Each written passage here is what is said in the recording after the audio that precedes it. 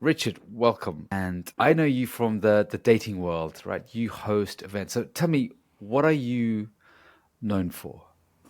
I'm a dating events organizer. So I organize the Single Boss and social events for entrepreneurs, business people. If you're business minded, it's the kind of thing where you get to meet like minded people. I'm also a matchmaker as well, and I work with select clients to find them potential matches and a partner as well.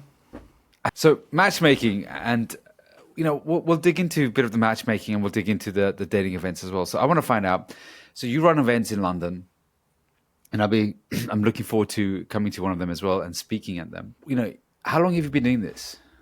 So I've been doing the events for about 5 years, since 2017, and yeah, we've had a good number of people come through and really enjoy themselves. Those who are very much looking for someone, looking for someone new, looking for someone to meet, and really wanting to enjoy themselves in London as well, which is really cool. Right, so you did this 2017, and then you had the pandemic, which was a And great, then the great pandemic timing hit. there. So yeah, the pandemic was very tough because we decided not to do any events, and then when it came to stage four lockdown, I think it was tier four. They have different tiers around the country. Yeah. Very much decided to do an event, a wine tasting event, which was very good. I look forward to doing more of those. So we try to adapt where we can to get as many people in as we can. Awesome. All right. So I'm going to ask you about some of the guys that turn up. So I work with a lot of guys, especially the guys with the nice guy syndrome, and I'm working them, helping them better with dating, relationships, intimacy, and you know, connecting to themselves, being more confident, being more charismatic. So you obviously meet a lot of guys and girls. What do you notice about the men? What's going on there? So I noticed there are two different kinds of guy which turn up to the event. It's those that are looking and not that confident in themselves about what it is they want and what it is they want to achieve by the end of it. And then there's the guy who has the presence. And the guy that has the presence, you can see them, you can smell them, you notice them as soon as they come into the room. They are very much the head turners. And what I say to that is if you can be as confident as possible when it comes to these events, and you can not necessarily focus on one person, but at least introduce yourself to various people around the room, who you are, what you do, and why you're passionate about what you're passionate about. You start to attract people towards you rather than feeling like there's a block that you need to get past just to essentially get to talking to the other person. So I love that. There's two type of guys that come to two types of guys that walk through the door, and the second guy you mentioned, the head turner, right? What's he doing? Is it few of these guys? Is it occasionally you see them? Right? So it's a few of them. I'd say about a third. They dress smart. They look smart. Yeah. They have a presence, usually good posture, and they appear to know what they're doing. And, Right. that's the difference. Right. And do you see that women react differently to them? Yes, definitely. There's more intrigue. What's this guy about? What's he do? Should I get to know him?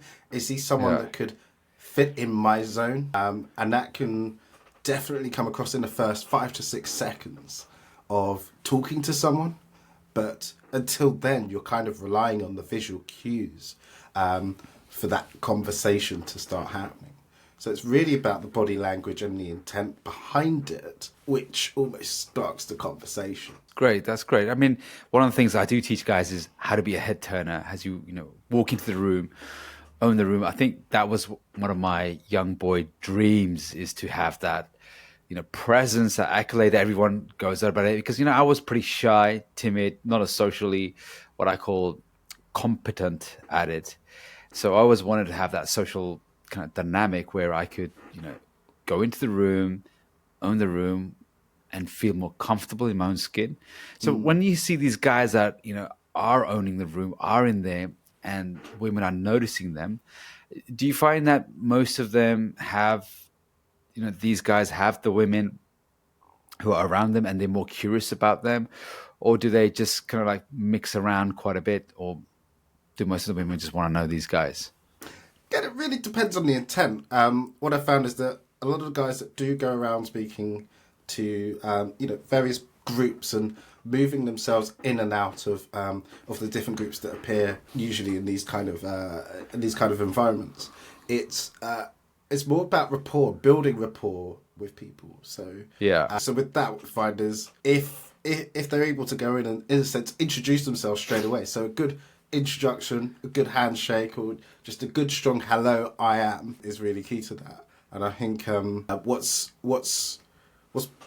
wonderful about that is that's pretty easy to do by just following the simple steps of, when you introduce yourself quite strongly, and that can really start something essentially.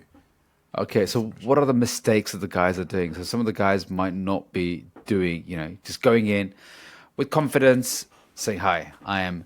Yeah. So what are the things that the guys are not doing, and how are they showing up? Essentially what they're not doing is reading the room. What does that mean?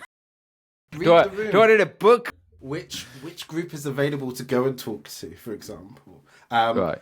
Some events, what we found is a lot of women talk to each other in one area, the guys seem to be in one area, and then suddenly there's a mixture of the two. And when it comes to that, it takes time. But if you see usually two single women talking, it's probably their time. Let them open up the group to other people once they finished having that kind of conversation they want to.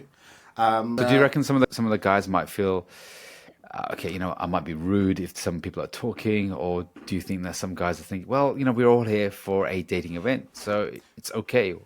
What's going on through in their mind?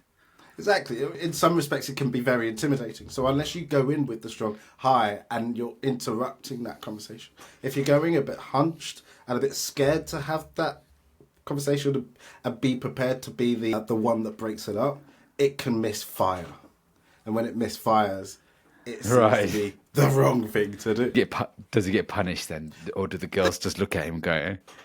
Exactly. There's a little bit of panic, a little bit of punishment on that side. But as you kind of said, it's a dating event, and to be fair, what we find is the majority of the women want to be spoken to. They are there for that reason. It's just about getting them to meet you halfway to start having that conversation, which obviously is really important. Yeah, I do notice that. I mean, the purpose is, and I think a lot of women are there and they're very purposeful because relationship is important to them, finding that partner is important to them, so they are there very intently. Whereas I find, do you ever find the guys are just like floating around, looking lost, aimless? Have a few that do end up like that, and I very much tried to intervene, to help out, to introduce them up to other people. That's my role, within the dynamic of the events. What we found is sometimes that can work very well. Sometimes I find I have to move people around and do proper introductions as well. But generally, it tends to flow pretty well. So most of them are. Would you say what happens with the real socially awkward ones? Because I found interactions, group environments really difficult, and it took me sometimes it takes me a long time to warm up. Sometimes it's for the guys in particular. Sometimes it's just easier to start talking to other guys and seeing how they work the room, really. But for those who are very much socially awkward, I'd end up sending them to a coach like yourself. Yeah, that's what Because, and the thing is, it's about investing in yourself. And in a sense, everyone is interested in some way. They just need to communicate that. Okay, right. Someone might like cars. Someone might like trains, for example. It doesn't mean I like cars. Exactly. I like trains. There we go. Everyone has something interesting about them. And it's just a case of bringing that out in a way which not just sounds interesting, but it's part of their core being. It's kind of like, yeah, this is me. This is great. Like, take it out of how. Yeah, but surely we can't be talking about cars and trains all night. No, obviously not. We can't be talking about cars and trains. Well, not with the ladies, or maybe a few. But you and I could have a conversation about trains, right? But what a lot of the women are looking for is that passion, that little bit of spark which goes, I'm interested in getting to know someone like you. I'm interested in, seeing where you might fit in the short term, to medium term, to long term. Like, could this work? You can decide that within 4 to 6 seconds. And for some people, it just may not work out. So she's making, I guess, we all are making quick judgments within a few seconds. We Like all 4 or 5 seconds. Yeah. We all make and it's all of our senses are coming into play. Like I said, those who come in dressed smart, they smell good. That's an important thing. So dress smart, smell good, Smell good. Get your hair cut. good body language. Yeah, Good body language. When you see those kind of guys walking through, you know that they're there. You know that they're confident. Do they get more of the results then? Do they get more of the numbers? Do they get more of the dates? What happens to these guys? It's a good question. Short answer is no. No, why? Did they get rejected? What's going on? In terms of results, it's all about your environment, where you place yourself into, and what you want to achieve at the end of that, in a sense. And all depends on what we call results as well. But if in this instance it's you're looking to get numbers, or you're looking to hook up, yes, generally those who make the effort do get the better results. That said, there are other ways and means of doing so, but generally it is, it's building up that attraction, and it's working with that and making things happen. But how are the guys building up that traction? So they're on the event, they're communicating, like you said, they dress well, they smell good body language, and you said about passion as well. Yeah. What's some of the things that the guys are not doing? What's really missing for the other side of the guys, the type A guys, It's asking the ladies the right questions. It's asking the questions that, in a sense, say, I'm interested in getting to know you. Right. Let's spend some time together doing that. So what are they doing? Are they just talking about themselves? Essentially, they're talking about themselves, talking about the trains and the cars. It's like they're communicating all of their passion all at once, or they're not saying anything at all. You have to have that kind of middle ground where it's like, I'm interesting and I'm interested in you. Right. Okay. Yeah. So they're anxious. So if they're anxious, they're either blurting out because they're anxious, or they're nervous and they just stay quiet. Yeah, could be avoidant as well. Yeah. So and then she's finding it's very difficult to get this conversation going. Yeah. Oh my God, I don't want to do my hard work here. Right? Yeah, and for some of the women, if it's too much hard work, they just check out pretty much immediately. And they're like, right, bye, I'm out. That's it, I'm bye. Or to go get myself a drink, even though they've got two in their hand. Yeah, I'm going to drown myself in this because this conversation hasn't gone anywhere. Exactly. So yeah, really, it is down to kind of wanting to get to know that other person as well. But actually looking out for the cues of, is this conversation over? Because sometimes... guys, I'd say don't waste your time as well. What do you mean by like wasting your time? Sometimes you can pick up on the cues that someone just doesn't want to talk to you anymore.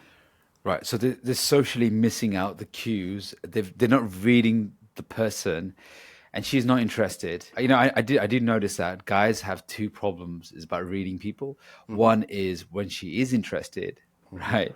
And they completely that was me. I just completely missed it. I have to say, I was exactly the same. Yeah, she's just being nice. Yeah, she's spending time with me. I don't know why. She's just a nice person. That's what I would do because I'm a nice person, right? Yeah. Right. So they miss out the cues about, hey, I really like this person, and then they miss out the cues, hey, I don't like this person, and they just stick around. Very much so. And when she's sticking around, when the guys are sticking around, then she says, I need to go and get on the drink. What do the guys do afterwards? What do you notice them do? Some of them sulk a little bit. They're looking around, kind of wondering, okay, what's next? They haven't quite read through to see, okay, if this fails, where's the next thing? What's the next thing I need to achieve? Where's the next direction to go in? So it's interesting you said sulk, right? Huh? Can you pick that up? Yeah, totally. Right. Especially as soon as the conversation ends, and it's kind of like, okay, I'm here on my own. What's going on here? What's going on? So he's been rejected, right? So he's been rejected. And you can quickly read the fact that he's sulking, he's upset, or he's not happy. What does that do to attraction? Essentially for the guys, getting over rejection is one of those things that, as guys, it's easier to do it, time after time. And what can it do? It can really flatten how you feel about the rest of the evening, for example. It can really depend on how you take rejection and on the skin and really come back from it. Absolutely. And one of the things I teach about guys is a frame control where you hold yourself. As soon as something untoward's happen or something that rattles you, as soon as a guy crumbles, he's lost his frame, he's lost his structure. And that's one of the most unattractive things. And if you can see that, and you can see that in a dating event, and you're out speed dating or networking, socializing, and you can see that he's lost his frame, he's energetic, and they're going to communicate that. Women are going to pick that up. Women pick up social cues a lot more. They have like 2.5 times more mirror neurons. So therefore they can feel you a lot more than, we can feel them. And as soon as you lost your frame and you've taken it personally, you got hurt about it, you got, upset about it, that's a turn off, right? Indeed. And, what I was going to ask you this question actually is very much learning how to come out of that is quite key to kind of continuing on with the dating process and the meeting people and really actually getting results at the end of it. So what would you recommend, Faisal, in terms of frame control, getting out of that? Is it visualizations in your head, or is it how? Yeah, absolutely. I mean, if it's someone that you like and you fancy and you're attracted to them and you're finding out they're really interesting and they don't like you back, yeah, that's going to hurt. That is going to hurt. So, we've all experienced it. I've experienced it many, many times. I've been out, socializing, connecting, and I've been rejected, not just on dates with women, but socially, business, everything. It's one of those things that we really have to start accepting. I have to start thinking, well, I don't like everybody. Okay. Even though I'd like to be a nice, rosy world, I don't like everybody. Everybody doesn't like me. I've got to start accepting that. Yeah. And when I do get that rejection, it's hard. And then I just internalize it and then stop myself from overthinking and then getting into a rabbit hole of it's me. They don't like me. And what a lot of nice guys do, the nice guy syndrome, is they start making it, internalizing about themselves. Yeah. And they say, hey, I'm at fault. I'm wrong. See, I told you I'm unlovable. People don't like me. And then what they do is they use that evidence and start cementing themselves. So the most important thing is to building like confidence and having a good self-image about yourself. It's stopping that loop, being very mindful of that. And what I do, and I ask the guys that I work with, is take a deep breath, right? And just let that pass through you without interfering it. And then say, hey, listen, I'm here and I'm going to be battle. I'm going to get knocked down many times, but the strength comes from every time I get back up, get back into the arena, right? And do my best. Right? Yeah. And a lot of the times, yeah, we do want the numbers. We do want the dates. The moment that we are less outcome dependent and more effort dependent, right? Focusing on the effort, what I notice is I get a lot better results. I mean, I don't know about you, right, Richard, but have you ever been out with your mates? When you're single, you go out and say, right, I'm going to meet loads of girls, right? And you go out, you have this intention and nothing happens. And you're thinking, what the hell, right? Right. And have you ever had a night where you've gone out and you're like blasé about it, you just relax and there's no intention and you just meet lots of cool people and you're thinking, what's going on? I had the intention of getting lots of numbers. Then it happened, but I'm relaxed about it. Does that happen to you? So I spent most of my late 20s in the mood of I'd go out, I'd want to have fun. I'm not necessarily looking to meet anyone. That's what I had. And so I found that I was very much approached by a lot of women. And I'd have girlfriends, guy friends as well. They were very much like, how do you do it? And I'm literally like, I'm not focusing on meeting them. It's the other way around. I'm just doing what I feel I need to do. I'm having a dance. I'm having a drink. I'm giving off this energy of, I'm here. Yeah, and it's a fun vibe, well. Right? Yeah, it's a fun vibe. Yeah. It's a fun vibe, but it's also... So I got to get the hair right. Yeah, you got to get the hair. You got the hair ready. So what you need in your events is a barber. Right, we're going to get guys a Mohican, right? Right, then they come to me and right. It's just a reason for people to pick up that energy and go, hey, you're great. Yes. Everyone has that potential.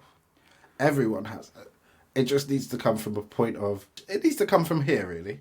But not manifest in a way which is like... Mr. Nice Guy. It's, I'm here, I'm great, come talk to me. You're right. So, the nice guy syndrome is the guy who says, I want to take, take, take. I want to do things that are, if I'm going to do something if I get something back in return for it. They call Yeah. it yeah. So if I do something, I want something back in return. Whereas, the high value charismatic man, which is what I work with guys to say, listen, let's go for the nice guy who's a people pleaser, who sucks up to people, ass kisser. And these are the guys who, complete turn off for women, but they don't know that. That was me. I was a nice guy as well, because I'm thinking if I'm nice to women, and by virtue of being nice, I'm not like the other jerks. I'm not like the other bad boys.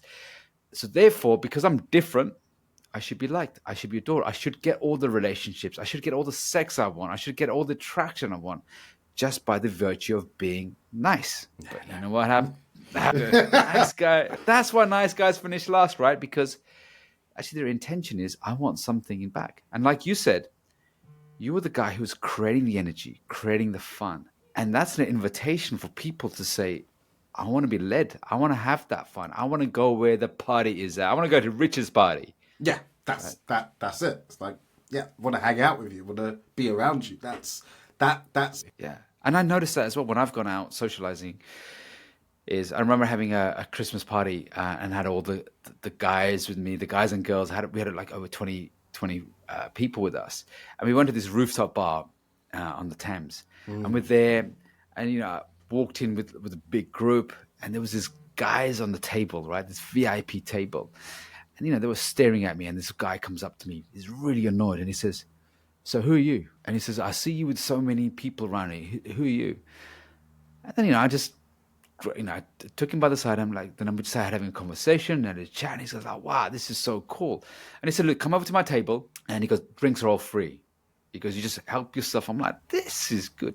When you become that energy, people gravitate towards it. They want it in their life because they don't have enough of that. A lot of people have that sadness, dull, takers energy. So do you find that a lot of the guys are more takers? Like guys and girls, they're more taking, I want, rather than, hey, what can I bring to the table? essentially there's a lot of I wants, but it's not clear exactly what they want.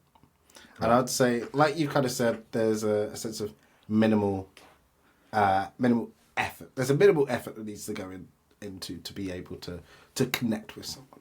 You go through that minimum effort, great. If you go maximum effort, even better. The more effort you go in, the more you'll get out of it. Great, great. Now, the difference is if you're able to look at someone and go, right, let's see how this goes. Let's take the steps forward to, whether it's getting a number or making that connection happen continuously further down the line. You can start off with intent, and intent can get you quite a long way just by saying, I'd like this to happen, I'd like that to happen. And the worst that can happen is someone just says, no, I'm not interested. But at least by actually actively saying it and communicating it, you're able to move things forward. Do you notice that? So I love the fact that we've got to have intentions behind it and acting according. Do you find that sometimes a lot of the guys just will have the conversation but not take it any further, or don't know how to take it any further? It's a mixture of how and desire to, as well. So, you'll get the odd guy who's coming in who's very much a bit of a player. They kind of know how to operate, but they're not necessarily doing it with an intention of doing anything but just enjoying their own selves. But the player guys, they're usually far and few between, right? Most of the guys are usually, they find that social aspect difficult. Yeah, and it is a very difficult thing to do. It is. And I found intent is good. Good intentions can get you a long way, but not being nice, the nice guy about it. Yeah. It's actually, I want to make things happen. I think so-and-so is great. I think we need to hang out, that kind of thing. It's setting the forward motions. And if someone says stop, you stop. You don't be a dick about it. You don't... Sulk and get upset. Yeah, you don't sulk and get upset. You go, that's a shame. Move on. Yeah, and I see... It's so true. And I see this, and this is, awful, is when guys do get rejected and they're like, okay, so what's wrong with me? Yeah, there's nothing wrong with you. Right. Yeah. Yeah, well, actually there is. You just Yeah. asked that question. That's what's wrong with you. Just take it as it is. You don't need an explanation. They don't need to explain themselves to you. Sometimes they're not vibing with you. They're not, they're the type. There can be many reasons, but it's not your reason to dissecting. Okay, so what was wrong with you? What did I say right? What did I say wrong? And I sometimes I'm in these events and I can hear these conversations and I'm just going, oh, you got any chance of attraction around you, you've killed that too. Because women are watching you, at many levels. Do you ever notice that they're Yep, talking it's to what we someone? see, it's what we hear. It's the energy we're getting from all the individual words that come from it. Yeah. very So much so. what works really well at events? So if someone's nervous, right? If someone's anxious and nervous, and a lot of guys do struggle to turn up at these events, what's your tips? What's your top 3 tips to say, hey, come to these events or go out more, but they feel uncomfortable? So what are your top 3 events tips? Okay. Number 1, you got to show up. When you show up, you're showing up. Dedicate your time to it. And many guys don't. Many guys come last minute. Many guys never book, but they turn up. Just show up. Set aside some time to die. Show up. Whether it's 3 weeks So down the that's line. intention, right? That's the intention. That's working with That's the intention, not the last minute shit. I've got nothing else to do. Take a deep breath before you come in the door. At least balance yourself. Yeah? That's the biggest thing you can do. Whenever you go into the presentation that will determine your career, or whether it's, the first date at the restaurant, just take a deep breath and get yourself centered. Because that means that you can be agile. You can move to the different situations that you might be presented in front of you, rather than feeling really stiff as to, okay, right, what's going on here.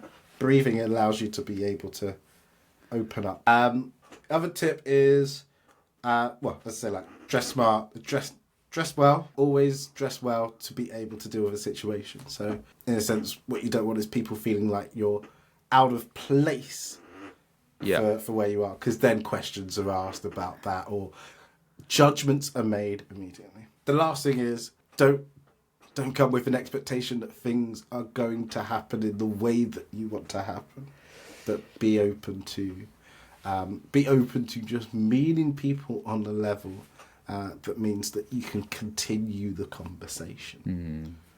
Because what the events aren't is literally speed dating. It's not, we want to get to know each other really well in a short space amount of time. It's really just relaxing and going, right, we're building connections here through the mutual fact that we are all part of the same being, same group, same types of, in a sense, I work with people in business, those who are entrepreneurial. So there's a mixture there. But, it depends on what kind of situation you put yourself in and the kind of people you want to meet as well.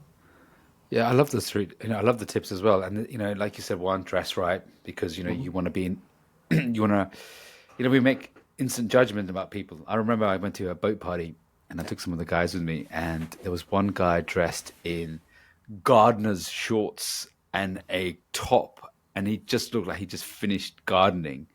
And he's turned up this boat in London where we're dressed in blazers and everyone's presented well. And then I just saw the women just were not open to him straight away. I mean, he did have a few conversations, but it just showed that he didn't make the effort. In her head, she's thinking, well, if he's not making the effort here, he's not going to make the effort. How many other areas in his life is he not making the effort? That's the judgment there. However, what I can say is you don't need to go full out, completely 3-piece suit, bow tie and everything else. You just... What? No James Bond look? No James Bond look. But it is smart. It is smart, available, and kind of saying, you know what, I'm here. That's the case. Do you ever find sometimes now, because we've got so many dating apps, and there's so many opportunities to meet people, are you finding that those who are competent or those who get a lot of results, they're becoming more complacent, or maybe, dare I say, entitled. To And some they're extent, thinking, yes, and the very nature of the dating apps, the very nature of hookups, the very nature of the fact that all of these things are available to us means that there are more opportunities to be complacent. There are more opportunities to fail. There are more opportunities just around us. And also they're very much enablers. They enable us to meet people we wouldn't normally meet in our daily lives, in our kind of normal lives. So I understand it's just amplifying everything. However, what I can say is that I've got a few friends, a few people I work with who are very much seasoned dating app users and are not doing very well. They think it's the app's issue, not them. yes, And when it comes to that, then you kind of got a mismatch and a bit of a problem, because these apps allow you to meet hundreds of thousands of people. And if you really want to be that determined, you can. So I'd say keep it simple. Yeah, go ahead. yeah, keep it definitely. I mean, women have a lot more opportunities and a lot more attention than guys do. Does that sometimes? I worked a lot with women before I started just focusing with guys and dating, and I'm always connected to the dating world, and I'm seeing that I have friends who are coaches who coach women, single women in relationships, and I'm noticing a lot of the times this entitlement or maybe unrealistic views is now causing them to be more avoidant. There was a research done that said women had 75% of the filters were set to extremely tall men, guys earning six figures plus, and what they found was that they just narrowed themselves down with these high expectations of guys need to be X, Y, and Z here, right? And because of that, they only had a pool of less than like 1% of guys. Yeah. So and that 1% of guys is always there, essentially, if they appear to be in that 1% or can do whatever it takes to be in that 1%, then that's great for them. But what it means is there's a lot of imbalance in terms of what the reality is. okay, so tell me more about that. In a sense, it's if we are filtering ourselves to be something we're not on one side, and the other person is doing the same, it means that when you actually meet up and get to deal with the reality, and the reality is actually taking things from, third date, fourth date to potentially moving each other. If you're looking at that kind of gap, that's when things start to unwind. And a lot of people go, okay, we didn't make it to third date. I wonder why we didn't make it to third date. Or, you know what, we broke up after a couple of weeks because we just weren't right for each other. And, that's a big part of the dating process.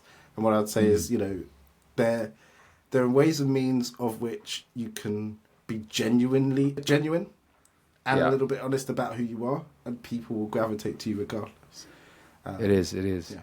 And I do notice that, we want we all do. We all want the best as well. Yeah. And Yeah. when I say to the guys as well, you want this X, Y, and Z. I want the most beautiful looking woman, incredible body, and I want the mind to go with that. And I'm saying that's great, and she's doing the same thing. But here's the question: what are you bringing to the table? That's that. Yeah, do you meet the requirements of your requirements? The guys say, "Oh, I've got to have a 10, and then she's got to be X, Y, and Z," and then you find out he's living at home, and sometimes he's broke. And I'm thinking, well, you have all of these expectations, and she has expectations on her side as well. And then you're thinking, well, hang on a minute, you have these requirements, but do you meet the requirements of your requirements? That's it right there.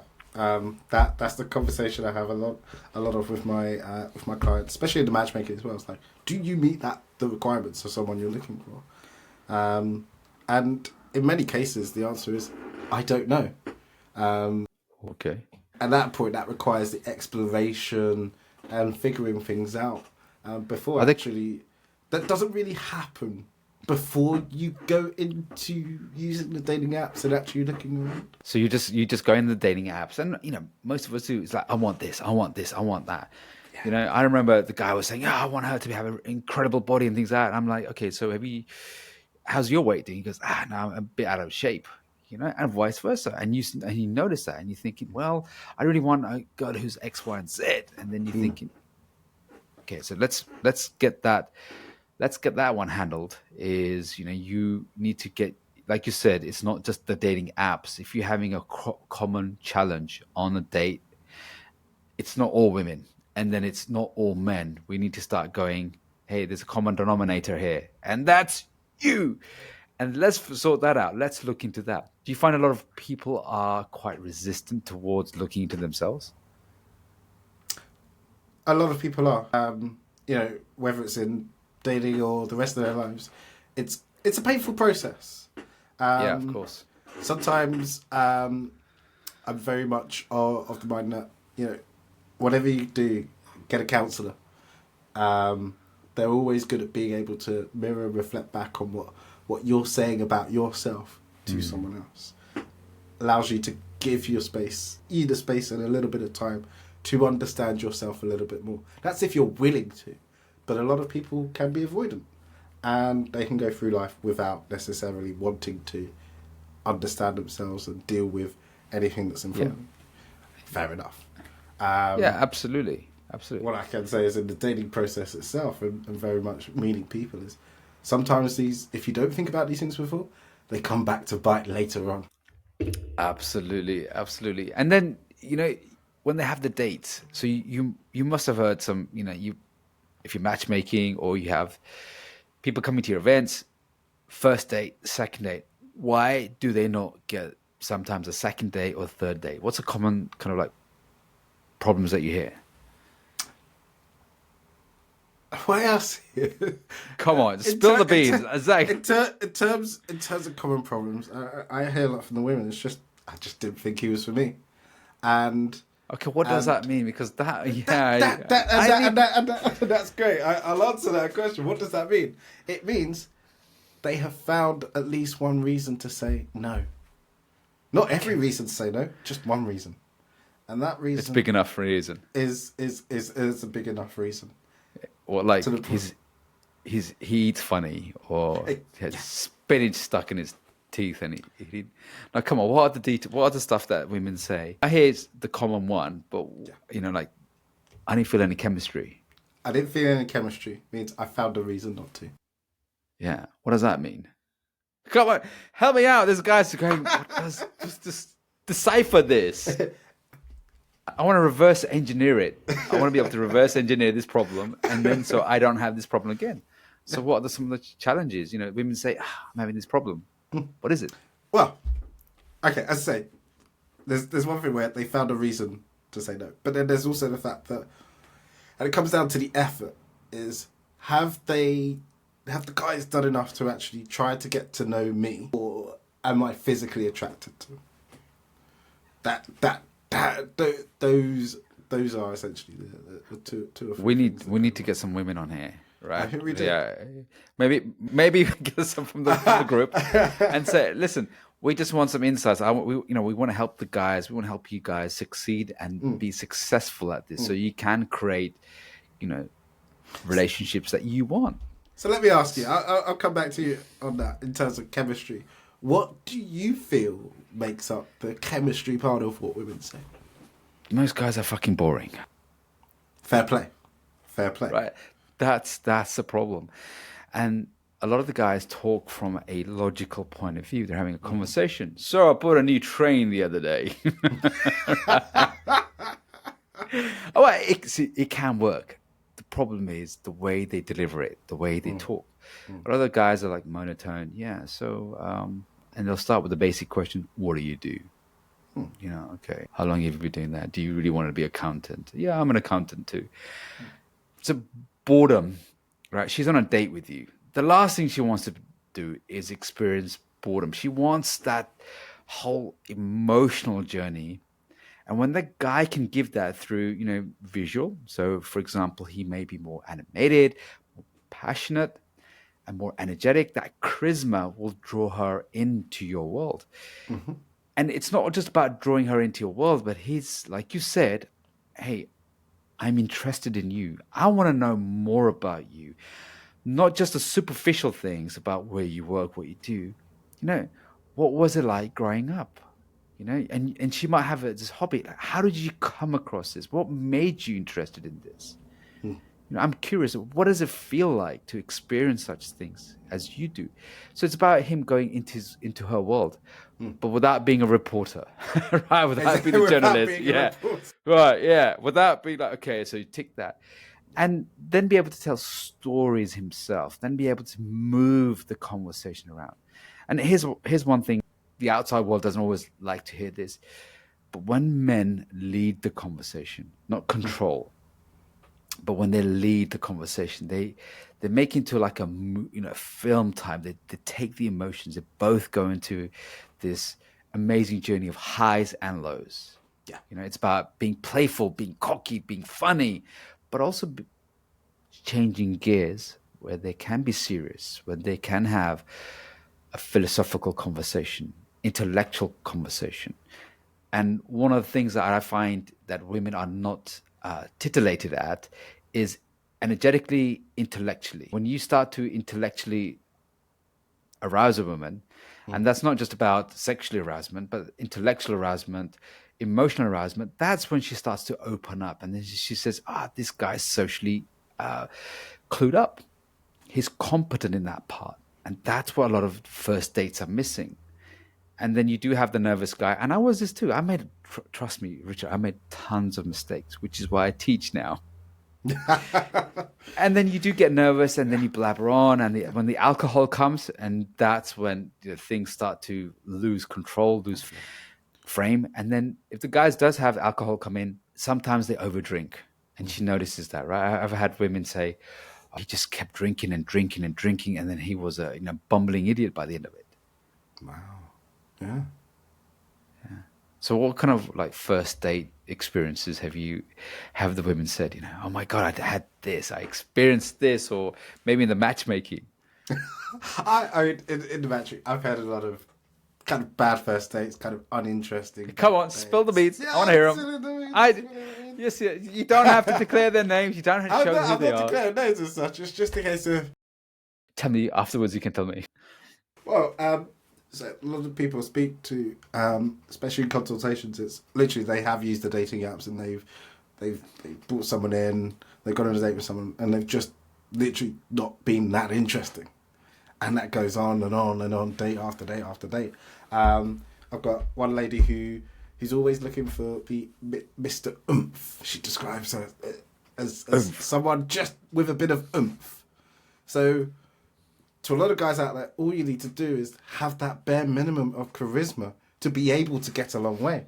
All of the things that you were just talking about are not to say that's the bare minimum. That's more than the bare minimum. But if you have that level of charisma to be able to tell a story, to be able to converse back and forth in an interesting way, you're instantly desirable. But you have to want to do that. And so in terms of the first dates, literally it is down to he wasn't that interesting enough for me to say, yeah, okay, I'll go on another date with you. Beyond that, it's a case of, the unfortunate things that might happen on a date. For example, he didn't offer to pay. That kind of thing. Beyond those kind of things. Well, was he standing there just going, okay, the bills come and it's always I gotta go to the toilet. Always an unspoken negotiation. Let's just put it that way. When that kind unspoken. of thing Okay, so who should pay for the first date? Always the guy. Guy should offer to pay and refuse to accept if it goes the other way. That's just my. Let's get this out of the way. And with the matchmaking I always just recommend to guys, just don't have that conversation. Be forthcoming. Yeah. It's easier. Yeah. It's easier in that way, isn't it? Everyone's happier. No one has a reason to complain. Yeah, all it does is it makes it expensive. And I just see the guys, they're saying, "Oh, well, I'm going on a lot of dates," and I'm saying, "Well, stop going on a lot of expensive dates. First date is usually keep it simple. For summer days or even in the winter, a nice walk along the river. And hey, listen, would you join me for a walk along the river? And then you might grab a nice warm drink or one drink. Guys, think it has to be grandiose. If it's grandiose, then I'll be interesting. Or they'll do some things which take the interest away from them. So they might go on a really expensive dinner date, or they might do theater. They might do all of these kind of things where if they don't have an interesting personality, they'll say, well, hopefully I'll compensate by doing something interesting. I always say to guys, keep it simple, right? Keep it simple, stud. That's what it always stands for, right? Yes. Keep Yeah. it simple. Yeah. Go and do something simple, because the whole first point of a date, I always say to my clients, the first purpose of a date is screening. That's all you're doing. It's not to give her the romantic. I mean, girls do want that. I get it. But the purpose of dating is screening. So you're looking out for, is this person a good fit for me now and the future? A lot of us want that romantic walk. And there are some guys who do report saying all she wants, and I've had this many times as well. She says, what's your favorite restaurant? I know that's a loaded question, because she wants to know, do I dine at the most expensive restaurants, or do I dine at, I'm like, yeah, Nando's. Never hear from her. I can see from her profile, right? She has the most, she wants to go to the top end places, right? Sometimes I might just do that just to say, yeah, I like these top end places, these rooftop bars. But for a first date, I want to get to know you. And when I get to know you, before I give you all that value and vice versa, I want to know that before I invest more into this, that let's just do the initial investment, get to know each other. So guys, it doesn't have to be expensive. It can be very, very reasonable. And please always pay for the first thing. Insist on paying. If she gets, I've had a girl where got upset and she said, I'm paying for it, or I'm doing it, or otherwise I'm not going to be happy. I'm like, hey, no worries, relax. Right? I've screened. This is not my kind of person. She just got really agitated about it. Cool. Screening done. Notice for red flags. That's all you got to do. That's it. You're absolutely right on that. It's just keep it simple. Okay, so he pays for the first date, right? Gets more interested, create some chemistry. What else can he do to create chemistry? What's he not doing? Being reliable doesn't mean being available all of the time, but Yes. being reliable. I think that's quite key to taking it from second date to sixth date. It's, if you need to cancel, you cancel. That's fine. You're rearranging, so you be reassuring. But in terms of reliability, it's don't go missing for ages and then suddenly appear and want to see someone again. Okay. That's being a bit of a dick. But just be present, be there, but don't feel you have to respond to every single message, every single need. Because a lot of the toing and froing is from the text messages and the phone calls that come in between, those dates, usually date 2 and date 6, essentially, before you've got to know someone and feel comfortable, just generally being around them. So it's always a bit of a dance. And, for some people, I have seen things go really inappropriate very, very quickly. Yeah, like what? Come on. Spill the beans. Yeah. So, for example, whole You got message screenshots of this, I hope. whole message Oh, conversations damn it. from one How side. do we share this? Yeah, I wish I could. Like, here's the phone. So like whole entire kind of message conversations from one person, then the other person just replies, "Okay, see you later." That kind of thing. It's very much because you're doing a dance. You kind of want there to be two people present at that time, and just being able to get through it and enjoy that process. Have that It's fun. such a true point. Is like it's so stressful. A lot of people, a lot of us approach dating with stress and tension. Like it's gotta work and we gotta do this. Whereas they forget to court. They forget to enjoy the dating process, and everything's so rushed. And I need instant gratification. I need instant messages. I need instant replies, and I need all of this happening right now. And if I don't get this, the clinginess, the neediness that starts coming out and the expectations that come out. Well, I expected X, Y, and Z. I expected, when guys do say this to me, she sends long messages, and my brain span is, just send a couple of words. And then I say, look, first of all, appreciate the fact that, she's taking her time and she's sending this message, right? And then you can just articulate. And a lot of guys struggle in articulating and communicating the fact that, hey, I really like the long text messages, but usually I'm so busy at work that, long text messages, I find it struggle to send long text messages. But what I do like is when we meet in person and we have that conversation, then I can be completely focused and dedicated to that moment. Because a lot of guys do get, we are distracted. And, I do see a lot of women say, hey, he's not present. He's somewhere else overthinking. And a lot of nice guys are overthinking. Am I making a good impression? Am I saying the right things? Do I come across awkward? Do I come across X, Y, and Z? And where she's looking to connect, a lot of guys lose that connection. Very much so. And even where phone calls come in, like I used to love dating and having a phone call and just being like, what are you up to? And I might be cooking at the same time. It's kind of like, it's like we're here, but then we're still quite far away, but we're getting to know each other in that process. Like, it's, we have all of these communication tools and channels to work with. And yet we forget the ones that can really help. Sometimes a load of WhatsApp messages doesn't help us. Despite it being an easy thing to do. Yeah, absolutely. Sometimes just not having a phone and actually, I say not having a phone, that's impossible nowadays. But what is there anybody who doesn't have a phone? Exactly. So sometimes just almost typing less and saying more. Less is more, right? Yeah. That's the attraction principle. Is when you have the first date, the next there is a lot of what I noticed. The problem is there's too much connection in between the dates, and that gets rid of the mystery, the intrigue, the excitement, the looking forward to it. It's like when you get to the date, well, you said that in your 48th text. You already mentioned that. I already know about this, right? Yeah. So a lot of the I haven't times, read that message. Sorry, I was working. and because of the anxiety, a lot of the times we have that anxious attachment style where we need to know what's happening. We need that certainty, and when we don't get that certainty, we end up sending too many texts, and that's then again, the guys say, and guys and girls, and they say we get too many texts, and sometimes one of the things that there is no second date, he moved too fast or she moved too fast. Yeah. And that clinginess, moving fast pacing, is a no. And actually, some of the things that we really don't do is kind of just check in, not just with ourselves, but with the other person, see how things are going. And so some people might do it for the reassurance, but essentially it's a checking in. I know that's quite important. I know that's true. A lot of people do check in just to soothe their own anxiety. A lot of the times that you see, and the guys I help with, is a lot of anxiety sits in the background.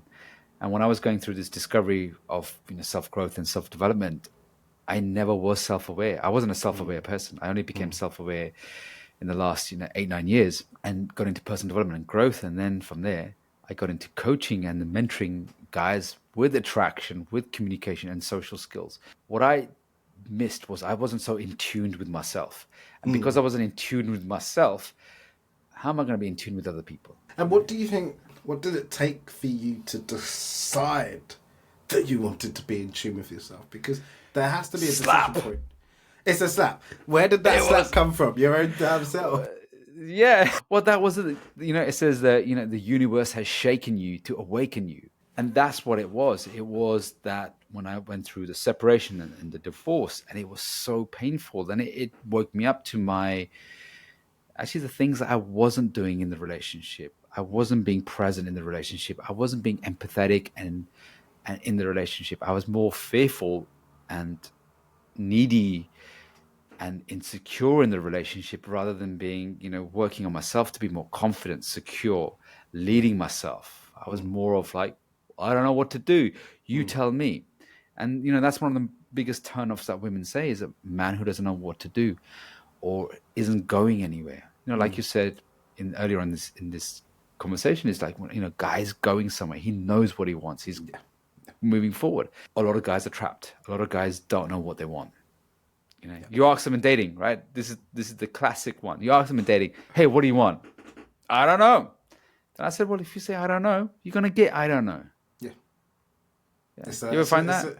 It's a lot of messing about with themselves, not necessarily with the people that they're meeting, but it's that uncertainty. It doesn't do well. You can be focused, and you can still feel like you come out the other side feeling really happy about what you've done. And like you said, you got to experience a lot of the guys I notice are, they have a lot of dating inexperience. So when you go out and you don't have that enough of social calibration, social experience and exposure and dating exposure, then it's very hard to know what you want. I say to guys, when they start on a coaching journey with me, when they're on a coaching journey, I would give them like, hey, listen, you do 12 dates in 12 weeks. And what normally happens, and this is a little bit challenging, is on the fifth date, maybe sixth date, they might meet someone that they really like. And I said, okay, I understand you've met someone that you really like, but slow down. One of the worst things that you can do is to fuse, to get trapped, not trapped, but you kind of merge into that relationship. And what that is called is codependency. Yeah. So they become very codependent. They become, okay, you know what? I'm going to stop doing everything else. And I'm just going to focus completely on this because this, I don't want to be disrespectful. It's not being disrespectful. Openly communicate. Say, hey, listen, I'm on a challenge. I'm going to meet and connect and date with 12 people. And then consciously say, hey, I want us to then move forward in this. I want us to get, like you said, being intentional. There's a really good book on this, and it's written by a clinical psychologist, and it's called Tactical Guide to Women. I love the title. It's such a the guy. Yeah, it's and we as guys we need tactics, strategies, and blueprints, and that's how a lot of work. us guys work. Yeah, and that's how we work. So when you have a blueprint and you say intentionally, I'm moved from the dating stage to exclusive stage, it has to move intentionally. But a lot of times, and this happened to me as well, and I see this a lot. It just happened. How did you end up becoming a couple? I don't know. It just happened. And a lot of the times that's dangerous because that's moving without intent, moving without analyzing, assessing, and it just happened because you let the whole world just happen to you. That's an interesting point. I was just thinking back to the early parts of my relationship as well, and the moments in which things changed and things moved on to the next level. Did we have the conversation and did we not have the conversation, for example? So and it's quite interesting in that the times that we did have that conversation, it's pretty clear what was going on, essentially. And I kind of look back and I go, yeah, not bad. Not bad, sir. It's good to have a conversation. Not 10 out of 10 here. Not yet. You hadn't met me. That was it. That was a problem. You said, damn it, I didn't fight as good. You would have been a 9 out of 10 then. Definitely. So let me ask about a little bit more about your coaching, kind of. In terms of the guys that come across to you, obviously, Mr. Nice Guy. What are the kind of the expectations you set to the guys before you start your coaching, in terms of what they feel they want to achieve, in terms of what you can give them and the steps that you can take them forward on? Yeah, a lot of my work is getting them unstuck, right? And it's finding out exactly where they're getting stuck at. A lot of the nice guy syndrome is that they are people pleasers. They're looking for approval from women. They're trying to make her happy. They do everything they can, and they find themselves that, you know what, I'm giving a lot, but I don't get anything back. And when we start to look under what's going on, is they're giving a lot to, so she likes me, she approves me, she won't leave me. I'm scared of, someone better will come along, someone stronger, fitter, healthier, more charismatic, more high value will come along and take her away. A lot of the nice guys have a lot of insecurities and how they see themselves. And when we don't see ourselves well, we're hard on ourselves. We're really, really hard on ourselves. We give ourselves an incredible hard time. And then that judgment that goes on, that comparison that goes on, a lot of the time is undoing that. It's stop doing the things that kills your charisma. Stop doing the kills that kill your energy. And when we stop doing the habits that have been damaging you, then we start forming new habits, new way of thinking, or what I call more of a neutral and healthy way. And then you can add the positivity to it. And when they start seeing that, they're seeing, okay, you know what? When he comes to dates, he presents himself well because he understands himself well. He knows more about himself. And that's what she says, is she wants the full man. Yeah. A lot of the time, it's the boy that shows up. Even for me, you could be in your 30s and 40s. When I started working with my coach, a lot of the times I had immature habits. A lot of times, I easily got sulked, easily got offended, easily had a tantrum. And I didn't get my way. I didn't have to communicate my way. So I would then just close off or shut off and not be willing to listen to the other person. Yeah. So it was more about going from the boy psychology to the man psychology and seeing how thing. And it's same for her. It's going from the girl to a woman. It's maturing. Both of you maturing on this as well. So that's one of the rite of passage is called boys to go from boys to men. And that's when we can start becoming more healthier within ourselves. And then attraction is a byproduct. I say, you can do artificial attraction, which is the game, which is the pickup stuff. That's just artificial stuff. And it won't make you happy. Yeah. But when you do character work, I call it character attraction. You do the character work, and as a result, attraction is a byproduct. As a result, you'll get better relationships, not just with intimate partners, with your children, with your family, with your sisters and siblings. You'll get better relationships, even with your clients, even at work. So do the character work. And when you do the character work, everything else falls apart, falls into place. That's very, very, very good. Very good points there. I have another question on, you mentioned the tactical dating book before. What other books would you say are kind of in your arsenal that inspire you and allow you to kind of, not just work with people, but you kind of take on board for yourself as well? I've got 3 books I recommend. One is the No More Mr. Nice Guy book by Dr. Robert Glover. Okay, so he's my mentor, and I've done some training with him. I'm also a certified No More Mr. Nice Guy coach, as well as a dating coach. I help guys overcome that syndrome. So No More Mr. Nice Guy by Dr. Robert Glover. Just Google him, and you'll find him on YouTube, and you'll see his podcast. One is Overcoming Neediness. So there is a book called Overcoming Neediness. A lot of the times that things that get in the way of creating, say, a healthy relationship is our insecurities. I was super insecure. I had really bad chronic inferiority complex. I didn't feel I was good enough. And that was a big struggle. I'm now able to own it, because when you own it, it doesn't own you. And that was it. Because of that, I had a lot of anger, resentment in life, and that builds up. A lot of nice guys have a lot of anger towards, frustrations and anger towards women, towards the dating life, not getting the results they want. So they harbor a lot of anger. And when you start working on this, then you'll start to say, hey, the world isn't an awful place. The world is a pretty good place, but let's make that place here amazing. Awesome, my man. It's been a good conversation. I hope guys and girls will get a lot of value out of this as well. I very much hope so too. And thank you very much for coming on board and doing this with me. Yeah, I'm looking forward to the event as well, coming on in a few weeks' time. Getting there, I'll do some exercises with the guys, get them all warmed up, connected up as well. And again, I'll be there to support anyone who's got any questions, and support them so they can start creating good relationships, healthy relationships. And it all starts with healthy dating etiquettes and manners as well. So you've got to be sure, because the dating is the gateway to a good relationship. Very much so.